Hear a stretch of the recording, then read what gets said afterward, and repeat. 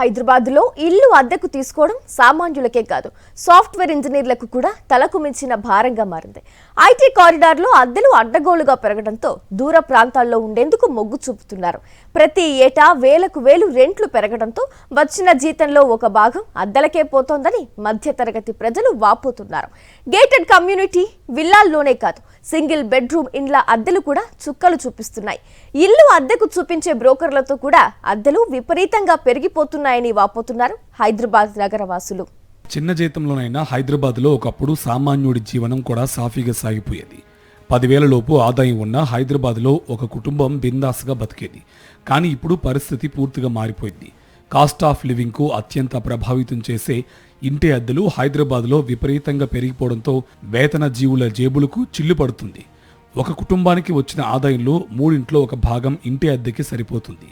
హైదరాబాద్లో ప్రతి ఏటా 20% ఇంటి అద్దెలు పెరుగుతున్నట్టు గణాంకాలు చెబుతాయి. హైదరాబాద్లోని నానక్రామ్గూడ, మాదాపూర్, కొండాపూర్, మణికొండ, హైటెక్ సిటీ, బంజారా హిల్స్, జూబ్లీ హిల్స్, తెల్లాపూర్, కేపీహెచ్బి ప్రాంతాల్లో 2BHK ఇండ్ల రెంట్లు వేలల్లో ఉంటే 3BHK ఇంటి అద్దెలు లక్షలకు చేరుకున్నాయి.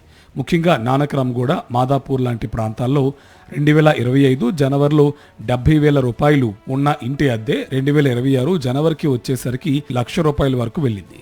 హైటెక్ సిటీలో చెల్లించే ఏడాది ఇంటి అద్దెలను కలిపితే కొన్ని మండల కేంద్రాల్లో డబుల్ బెడ్రూమ్ ఇండ్ల నిర్మాణాన్ని కూడా పూర్తి చేయవచ్చని హైదరాబాద్ నగర వాసులు చెబుతున్నారు. ఒకప్పుడు హైదరాబాద్లో 2-3 రోజులు తిరిగితే ఇల్లు అద్దెకు దొరికేది. చాలా కాలనీల్లో టూలెట్ బోర్డులు దర్శనమిచ్చేవి. అద్దె విషయంలో కూడా ఓనర్కు టెనెంట్కు మధ్య బేరసారాలు నడిచేవి. కానీ ఇప్పుడు పరిస్థితి మారిపోయింది. ఇల్లు అద్దెకు కావాలంటే కాళ్ళు అరిగేలా తిరగాల్సిన పరిస్థితులు దాపురించాయి. ఏ కాలనీలో చూసినా మచ్చుకైనా టూలెట్ బోర్డులు కనిపించట్లేదు.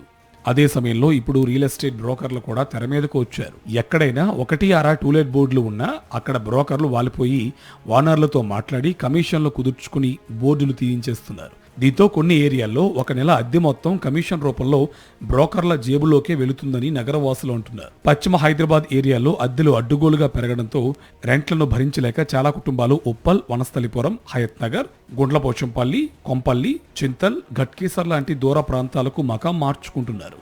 దీంతో అక్కడ కూడా అద్దెలు పెరిగిపోతున్నాయి.